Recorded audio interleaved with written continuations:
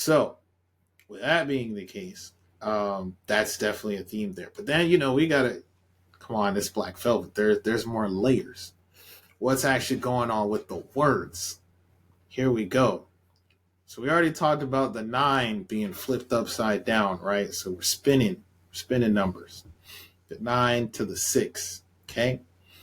Then we have the convalesces or confidence or dresses in I aligned. That's pretty straightforward. Until she decides, coalesces, she's a 6. So that goes back to what I said about flipping the 9. But then I made it so beautiful. I said that's no dice. Now, the phrase no dice basically just means without exception, right? That's no dice. That means that's exactly what it means. I don't even know the origins of that phrase, but that's essentially what that means.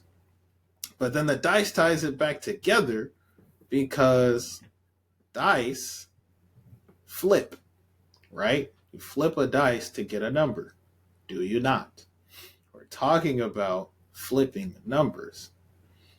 Then, if you look up the different kinds of dice you can have, they're typically labeled by the number of sides they have. And they're usually described as D and then the number. So that's typically D and the number of sides. So D sides. So there's the play off of the word decide. So you have she decides, but then also I'm talking about D sides as in numerous sides on a dice. So I'm saying, actually, as we already covered on the macro, yes, you're concealing yourself, you think you're a 6, but also there are so many different interpretations of what you think you are, like a multi-sided dice. So relating that back to writer's block, it's all of the back and forth you do in your mind trying to convince yourself that you're not good enough. So again, there are multiple different outcomes because you're using a multi-sided die.